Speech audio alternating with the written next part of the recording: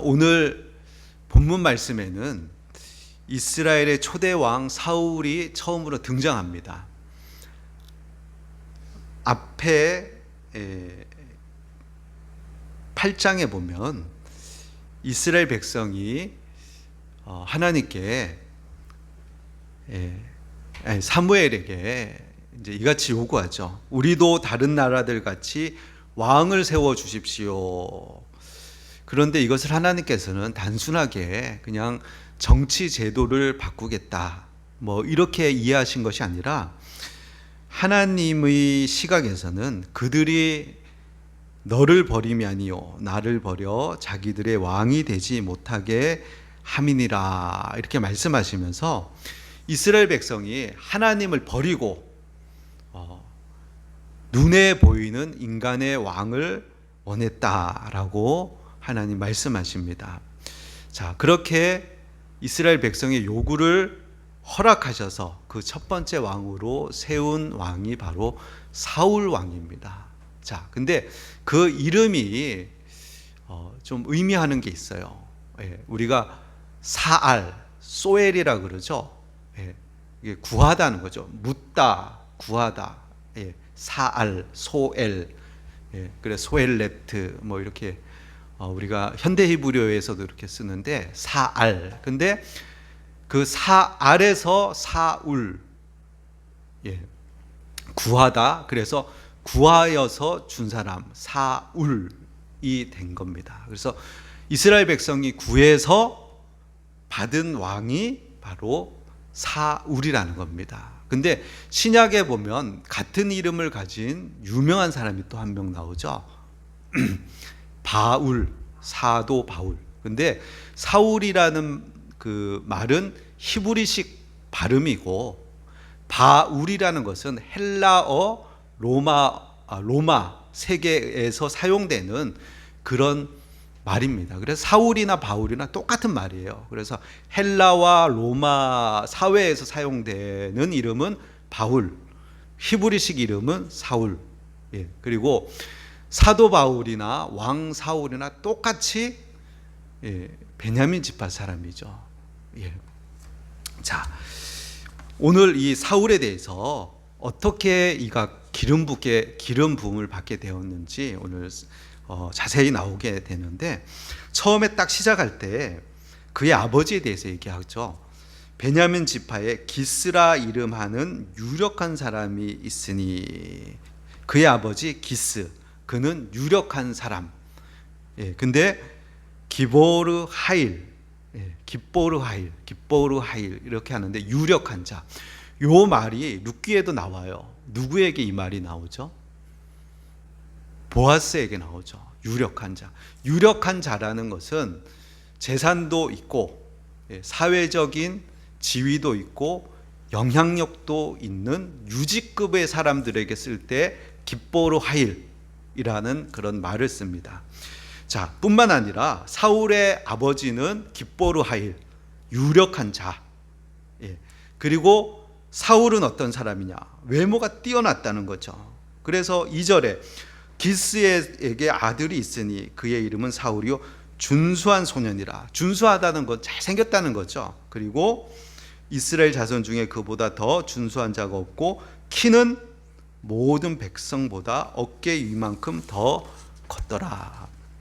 사울은 유력한 집의 아들, 그리고 잘생기고 키도 사람들보다 머리는 하나 더 큰, 누가 보아도 왕감인 사람이었다는 거예요. 자, 누가 원하는 왕? 사람들이 원하는 왕의 기준은 외모. 이것을 바라본다는 거죠. 근데 훗날 하나님께서 세우신 왕 다윗을 보면 좀 달라요. 물론 다윗도 유력한 집의 가문을 가지고 태어난 사람이에요. 왜냐하면 그의 증조 할아버지가 누구죠? 기보르 하일이라고 불렀던 룻기의 또 다른 주인공인 보아스거든요. 그러니까 유력한 집의 이 자손인 거죠. 그러니까 증조 할아버지가 기보르 하일, 그리고 그의 아버지가 이세였잖아요. 근데 가문은 그렇게 좀 재산도 있고 영향력도 있고 사회적 지위도 있는 재산을 가진 집이었기 때문에, 그래가지고 전쟁이 났을 때, 블레셋에게 전쟁이 났을 때 군수물자까지 이렇게 다윗을 통해서 제공할 만큼의 여력이 있는 집안이에요. 근데 이제 처음 다윗이 등장할 때 보면은 하나님께서 그 이새의 아들 중에 기름을 붓겠다라고 말씀하실 때, 딱 사무엘이 첫째 아들 엘리압을 보고는 이 사람이 기름 부을 만한 자다라고 기름을 부으려고 그러니까 하나님이 말씀하시죠. 우리 주보에 있는데 사무엘상 16장 7절에 이렇게 하나님 말씀하십니다. 여호와께서 사무엘에게 이르시되 그의 용모와 키를 보지 말라. 내가 이미 그를 버렸노라. 내가 보는 것은 사람과 같이 아니하니 사람은 외모를 보거니와 나 여호와는 중심을 보느니라 하시더라. 아멘. 자, 사울을 소개할 때 그의 외모, 키, 겉모습, 사람들이 보고 저 사람 왕 삼으면 좋겠다라는 그 기준을 가지고 왕을 세우는데, 근데 다윗을 선택할 때는 하나님이 그 기준을 뒤집어 엎으시죠. 자, 다윗은 처음부터 왕의 후보로도 내세워지지 않아요. 그 양치기 하고 있었기 때문에 사무엘이 아들들을 부르라 그랬는데 이새가 다윗을 안 불러요. 그러니까 열외되어 있던 그런 소년이었던 거죠. 자, 그러나 하나님은 사람의 중심을 보시는 거예요. 외모를 보시는 것이 아니라. 자, 사울 왕 그리고 다윗, 이 두 왕 모두 하나님께서 세우시고 하나님께 쓰임 받은 왕이에요. 근데 사울은 중간에 넘어져 버렸죠. 탈락해 버렸어요. 근데 다윗 왕 또한 넘어지기도 하고 범죄하기도 하고 실패하기도 했지만 그는 다시 일어나요. 그리고 끝까지 나아가요. 그리고 그의 후손을 통해서 영원한 왕이신 예수님까지 오시는, 그렇게 쓰임을 받은 왕이죠. 그 차이가 뭐예요? 사울 왕과 다윗 왕의 왕 차이. 앞서 말씀드렸듯이 그 중심에 있는 거예요. 중심. 자, 그 중심이 어떠하냐에 따라서 하나님 말씀을 들을 때, 지난 시간에 말씀드렸듯이 사울은 회개하지 않아요. 그러나 다윗은 회개하는 자리로 나아가는 거죠. 사울도 회개할 기회가 주어졌어요. 사무엘이 하나님 말씀을 주셨고 죄를 지적했을 때 사울은 자기의 그 죄를 버리는 것보다 자신의 체면을 더 중요시 여겼죠. 그리고 백성 앞에서 자신을 높여달라고 사무엘에게 요구를 하죠. 자기가 왕인 사람, 그 중심에 내가 왕으로 있는 사람은 회개하지 않아요. 하나님 말씀이 들려올 때 하나님의 말씀을 무시하거나 왜곡해버려요. 왜? 내가 왕이기 때문에. 그리고 나의 의가 가득 차 있고 자기 사랑이 가득 차 있고 내가 원하는 것들이 내 중심에 자리 잡고 있기 때문에 하나님 말씀을 왜곡하고 버려버리고 자기 마음대로 이렇게 바꿔버려요. 그래서 회개하지 않아요. 근데 다윗 왕, 하나님의 사람은 달라요. 그 중심에 자기가 있는 것이 아니고 하나님이 있기 때문에 그 죄를 지적하고 잘못을 얘기하는 말을 들었을 때 내가 지금 하나님의 이름을 부끄럽게 만들었구나. 나 때문에 하나님이 마음 아프셨겠구나. 또 하나님이 이것에 대해서 굉장히 싫어하시는구나 라는 것을 생각하면서 인정하고 돌이키게 되는 것이죠. 그래서 항상 끝까지 가려면 사울 왕도 실패하고 넘어지기도 하고 다윗도 실패하고 넘어지기도 해요. 근데 중요한 것은 뭐냐면 중심을 하나님 보시거든요. 그래서 그 중심이 뭐냐면 내 마음에 누가 왕으로 내 마음에 있느냐, 내가 왕인가 하나님의 왕인가를 우리는 항상 점검해야 돼요. 내가 주님을 사랑하는가? 주님보다 다른 것들, 나의 체면, 나의 명예, 내가 더 아끼고 사랑하는 것들, 그리고 나 자신을 더 사랑하고 내 마음의 왕자에 그것을 모셔놓고 섬기고 있지는 않는가? 그것을 살펴봐야 되는 거죠. 그것을 우상이라고 우리가 이야기하는 거죠. 그 우상이 우리를 다스리기 시작하면 하나님의 말씀이 들려도 안 들어요. 핑계대요. 합리화하고 자기 행복, 자기 명예, 그것을 붙잡기 위해서 하나님 말씀을 무시하고 합리화시켜버리고 왜곡시켜 버린다는 거죠. 그러면은 사울과 같이 하나님께로부터 버림을 받게 되는 겁니다. 자, 사울은 사람이 왕을 고르는 기준에 꼭 맞는 사람이었고, 다윗은 하나님께서 왕을 고르는 기준이 무엇인지를 보여주는 그런 사람이었던 거죠. 자, 근데 사울의 첫 등장, 자, 매우 평범하죠. 잃어버린 암나기를 찾아다니는 사울로 처음에 이제 등장해요. 자, 아버지가 이제 암나기들을 잊어버리니까 사울이 사안을 데리고 나귀를 찾으러 에브라임 산지, 막 베냐민 막 다 돌고 돌아서 다 뒤지고 다녀요. 근데 못 찾는 거죠. 그래서 집으로 돌아가려고 그러니까 이제 사환이 얘기를 하죠. 이 성읍에 하나님의 사람이 있는데 존경받는 사람입니다. 그분에게 가서 물어보면 우리의 길을 알려줄지 모릅니다. 자, 이런 모습들을 보면 사울보다 이 사환이 사무엘에 대해서 더 잘 알고 있어요. 그리고 예물도 사한이 이렇게 내잖아요. 자, 그래서 이 사한의 말을 듣고 사무엘이 있는 성읍으로 나아가죠. 근데 그 나아가는 길 가운데 또 여인들을 만나잖아요. 근데 또 여인들이 지금 빨리 올라가십시오. 그럼 만날 수 있습니다. 그렇게 인도를 받아서 산당으로 가는 거예요. 그래서 시간이 절묘하게 이렇게 맞아 떨어지는 거죠. 자, 사울은 암나기를 찾아서 길을 나섰어요. 근데 결국 그 길은 어떤 길이냐?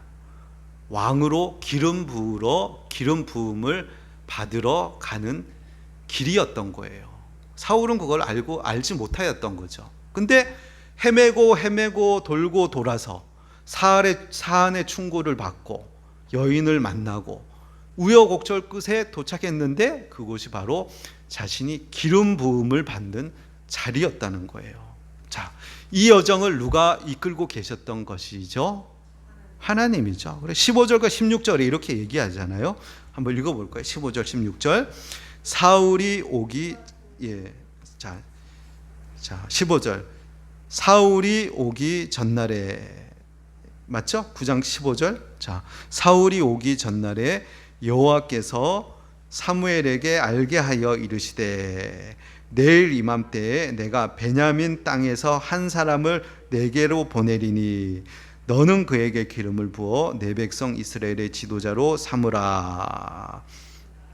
그가 내 백성을 블레셋 사람들의 손에서 구원하리라. 내 백성의 부르짖음이 내게 상달되었으므로 내가 그들을 돌보았노라 하셨더라. 아멘. 자, 누가 보내셨다고 말씀하고 계세요? 내가 보내리니. 그죠? 16절에 내가 보냈다. 하나님 말씀하시는 거예요. 사울은 암나기를 찾아 나섰지만 그러나 그 길은 하나님이 인도하시는 길이었다는 거예요. 자, 이것을 우리는 섭리라고 얘기를 하죠. 섭리. 그래서 잠언 16장 9절에 주보에 있듯이 읽어볼까요? 사람이 마음으로 자기의 길을 계획할지라도 그의 걸음을 인도하시는 이는 여호와시니라. 자, 우리는 우리의 계획을 세워요. 그러나 우리의 걸음을 주관하시는 분은 바로 하나님이시라는 거예요. 자, 그러면 우리는 이렇게 질문할 수가 있어요. 하나님이 우리의 삶을 섭리하신다면은 내가 하는 모든 선택도 하나님이 하신 것 아닙니까? 예. 우리는 이렇게 이제 질문할 수가 있죠. 자, 맞습니까? 자, 그렇지 않죠. 예. 하나님의 섭리와 인간의 책임, 이것을 우리는 좀 구별할 수가 있어야 돼요. 하나님께서 우리의 모든 삶을 주관하신다는 것과 내가 내린 모든 결정, 모든 선택이 하나님의 뜻이라는 것과는 다른 얘기예요. 예. 잠언 19장 3절에 이렇게 말씀하죠. 주보에 있는데 읽어볼까요? 사람이 미련함으로 자기 길을 굽게 하고 마음으로 여호와를 원망하느니라. 예. 사람이 자기 욕심과 어리석음으로 잘못을 선택해 놓고는 그 결과를 하나님 탓으로 돌릴 수 있다는 거죠. 예를 들어서 자기 욕심에 의해서 잘못된 결정을 해놓고 또 손해를 보고 나서 하나님께서 이렇게 인도하셨습니다 라고 말하면 안 된다는 거예요. 반면에 이렇게 이해를 해야 되는 거예요. 놀랍게도 하나님께서 우리의 잘못된 선택, 실패조차도 하나님의 주권 아래서 이것을 선한 뜻으로 하나님이 돌이키시고 이것을 사용하신다라고 우리는 그렇게 이해해야 하는 것이에요. 그 대표적인 예가 바로 요셉을 들 수 있죠. 예. 요셉의 형들이 요셉을 미워하죠. 그래서 그를 애굽의 노예로 팔아버리죠. 이게 분명히 죄죠. 이게 하나님이 그렇게 섭리하신 게 아니죠. 아니에요. 요셉을 팔라고 명령하신 것도 아니에요. 근데 나중에 보니까 요셉이 이렇게 고백하잖아요. 창세기 50장 20절. 자, 한번 읽어볼까요? 당신들은 나를 해하려 하였으나 하나님은 그것을 선으로 바꾸사 오늘과 같이 많은 백성의 생명을 구원하게 하시려 하셨나니. 아멘. 자, 이 한 사건 속에 두 가지 의도가 있는 거예요. 형들은 요셉을 해치려 한 거예요. 미워해서. 근데 하나님은 그 사건 속에 많은 사람을 구원하기 위한 사건을 가지고 의도를 가지고 그 사건을 사용하신 거죠. 하나님은 결코 인간의 악을 선이라고 말하지 않으셔요. 악은 악이에요. 근데 하나님은 그 가운데 역사하셔서 그 악을 변화시켜 가지고 선으로 바꿀 만한 능력도 있고 그 선으로 바꾸시는 하나님이시라는 사실이에요. 자, 사울의 경우도 마찬가지죠. 자, 이스라엘이 하나님께 왕을 구하잖아요. 근데 이것을 하나님 뭐라 그러셨다고요? 그들이 나를 버렸다. 내가 왕 되는 걸 싫어해가지고 날 버리고 인간 왕을 세웠다라고 얘기를 하셔요. 그러나 그 잘못된 요구 가운데서도 하나님은 사울을 세우시고 그 후에 다윗을 세우시고 이들을 통해서 구원하시는 거예요. 이스라엘 백성. 그리고 결국은 예수 그리스도를 보내셔서 우리의 모든 죄와 허물과 잘못 가운데서도 이 구속사를 실패하지 않으시고 우리를 구원하는 자리까지 나아가신다는 거예요. 그래서 우리가 항상 두 가지를 함께 기억해야 돼요. 앞을 바라볼 때는 책임감 있게 선택해야 돼요. 내가 잘못 선택하고 잘못 결정한 것에 대해서 내가 책임져야 돼요. 근데 또 한편으로는 하나님은 우리의 잘못, 우리의 실수, 때로는 우리의 악함을 통해서도 우리가 잘못 선택했을지라도 하나님은 은혜롭고 자비롭고 노하기를 더디하시며 인애와 긍휼이 많으시기 때문에 그것을 선으로 바꾸시는 분이다 라고 우리가 믿어야 되는 거죠. 말씀을 살피고 기도하고 지혜를 구하고 바른 결정을 내려야 돼요. 그러나 지나온 인생을 돌아볼 때는 하나님이 섭리 가운데 내가 그렇게 실패했어도 하나님이 나를 돌봐주셔서 여기까지 인도하셨다라는 그런 믿음의 고백을 해야 되는 거예요. 내가 잘못 선택한 것도 있고 돌아간 길도 있고 실패한 적도 있고 다른 사람의 잘못 때문에 내가 지금 고통 가운데 있을 수도 있어요. 그러나 그렇다고 해서 하나님의 계획이 무너지지는 않아요. 항상 선택에는 우리의 책임이 따르지만 그러나 우리의 선택보다 하나님의 섭리가 더 크다라는 것을 우리가 믿어야 되는 것이죠. 자, 그런데 성경에서 인간의 선택과 하나님의 섭리가 가장 놀랍게 만나는 곳이 있는데 그곳이 바로 십자가의 자리인 거예요. 십자가. 예수님을 십자가에 못 박으라고 하나님이 하신 적이 있나요? 가룟 유다에게 팔라고 하셨나요?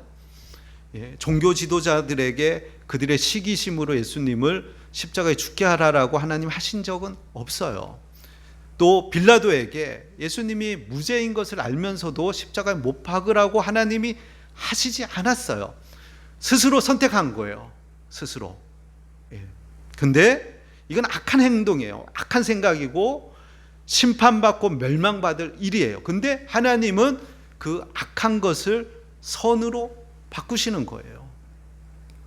우리를 구원하고 우리를 살리고 하나님의 뜻을 완성하기 위한 것으로 하나님 바꾸시는 거죠. 자, 그래서 그들은 그들의 선택에 따른 책임, 죄값을 치러야 되는 것이죠. 사도행전 2장 23절에 이렇게 말씀하고 있죠. 읽어볼까요? 그가 하나님께서 정하신 뜻과 미리 아신 대로 내준 바 되었거늘 너희가 법 없는 자들의 손을 빌려 못 박아 죽였으나. 사람들은 예수님을 죽이려고 십자가에 못 박았지만 그러나 하나님께서는 이것이 하나님의 정하신 뜻, 미리 아신 대로 섭리 가운데 이것을 사용하셔서 십자가를 통해서 우리를 살리셨다는 거예요. 하나님은 인간의 악에게 지지 않고 그 악조차 사용하셔서 세상에서 가장 위대한 그런 구원을 하나님이 완성시키는 도구로 사용하셨다는 거예요. 그래서 우리가 이해할 수 없는 일을 만났을 때 십자가를 바라봐야 되는 거예요. 우리 눈에는 실패처럼 보였던 십자가, 근데 그것이 하나님의 구원이었다는 거예요. 그리고 그 십자가는 사망, 모든 것의 끝이라고 생각했는데 부활로 나아가는 그게 길이었다는 거예요. 사람들이 가장 악을 행했던 그 자리가 오히려 하나님이 가장 큰 자비와 긍휼과 선을 베푸시는 자리였다는 거예요. 그렇기 때문에 우리는 우리 삶에서 돌아가는 일도 있고 실패가 있고 아픔도 있고 이해할 수 없는 일들이 우리 삶 속에 벌어지죠. 근데 하나님의 손에는 모든 것이 헛되지 않다. 하나님이 다 주관하고 계시다. 결국 하나님이 우리의 구원을 위해서, 우리에게 유익되기 위해서 하나님이 변화시키실 것이다 라는 그 믿음으로 우리가 안심하고 하나님 앞에 살아가는 우리들이 되어야 할 것입니다. 자, 그리고 오늘 본문에서 놓치지 말아야 될 부분이 있는데, 자, 16절 한번 보세요. 16절에 보면, 후반절에 보면 이렇게 얘기하죠. 하나님께서 사무엘에게 말씀하시는 거예요. 자, 너는 그에게 기름을 부어 내 백성 이스라엘의 지도자로 삼으라. 그가 내 백성을 블레셋 사람들의 손에서 구원하리라. 내 백성의 부르짖음이 내게 상달되었으므로 내가 그들을 돌아보았노라. 아멘. 자, 앞장에서는 이스라엘 백성이 하나님을 버렸다 그랬죠. 예. 우리에도 왕을 주십시오. 다른 왕을 원했어요. 근데 백성은 하나님을 버렸어요. 근데 하나님은 백성을 무엇이라고 지금 부르고 계시죠? 내 백성. 한 번도 아니고 계속해서 내 백성, 내 백성. 벌써 3번이나 한 절에 내 백성이라고 그러잖아요. 이스라엘 백성은 하나님을 버렸어요. 왕으로 여기지 않고 세상의 왕, 눈에 보기에 좋은 왕으로 삼으셔요. 근데 하나님은 자기 백성을 버리지 않으셔요. 예. 그러고는 내가 그들을 돌아보았다. 자, 하나님은 결코 자기 백성의 고통과 울부짖음을 외면하지 않으셨다는 거예요. 그래서 사울 왕을 하나님이 세우셨다는 거예요. 사울 왕을 통해서 블레셋을 구원하도록 하셨다는 거예요. 사울은 완전한 구원자는 아니에요. 그래도 하나님 그를 사용하셨다는 거죠. 그래서 처음에는 굉장히 겸손했잖아요. 자기 집안이 깁보르 하일, 유력한 집안인데도 미천한 집안이라고 얘기하잖아요. 겸손했죠. 또 기름 부음을 받았어요. 그리고 뒤에 보면 성령도 임해요. 그러고 이스라엘 백성을 구원도 해요. 자, 근데 무너져 내려버리죠. 그래서 하나님 또 다윗 왕을 세우시죠. 근데 다윗도 죄를 범하고 넘어지고 실패하죠. 그래서 결국 우리를 구원할 수 있는 최종적인 왕, 완전한 왕인 예수님을 우리에게 보내시는 거죠. 자, 하나님은 자기 백성을 버리지 않으셔요. 비록 자기 백성은 하나님을 버릴지라도 하나님은 끝까지 왕을 세우셔서 우리를 돌보시고 지키시는 그 하나님이시라는 것이에요. 자, 그리고 기름을 붓는다는 것. 마사하. 그래서 메시아, 기름을 붓는다. 기름 부음 받은 자. 사울도 기름을 부음을 받고 다윗도 기름 부음을 받는데 바로 예수님이 기름 부음을 받는 거죠. 자, 누가복음 4장 18절 말씀 같이 한번 읽어봅시다.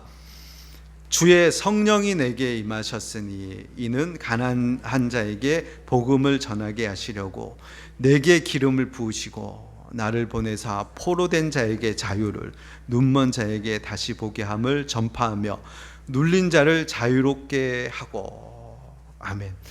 사울에게서부터 시작된 왕의 이야기, 그것은 다윗에게 이어지고 결국 마침내 예수 그리스도에게 완성이 되는 것이죠. 최종적인 해답은 예수 그리스도를 통해서 우리를 블레셋의 압제에서, 암몬의 압제에서, 모든 죄와 허물과 사망에서 우리를 구원하는 그 길로 하나님은 계속해서 나아가고 계시는 것이에요. 자, 하나님 말씀을 마치고자 합니다. 자, 이스라엘 백성은 자기에게 원하는 왕을 구했어요. 그래서 하나님은 너희들이 원하는 왕, 눈에 보기에 좋은 왕 사울을 세워주셔요. 근데 하나님은 어디 골탕 먹어봐라 라고 이렇게 주시는 것이 아니고 그 가운데도 자기 백성을 긍휼히 여기시는 마음을 통해서 사울을 통해서 하나님은 또 이스라엘 백성을 구원하시는 거예요. 또 그가 회개하지 않고 돌이키지 않고 자기가 왕되어서 끝까지 파멸의 길로 갈 때 하나님은 또 다윗 왕을 또 세워주시는 거죠. 근데 그 다윗 왕도 범죄하고 실패하니까 결국 그의 후손을 통해서 영원한 왕, 우리의 구원자인 예수님을 우리에게 보내주시는 것이죠. 자, 예수님은 사울과 같이 않아요.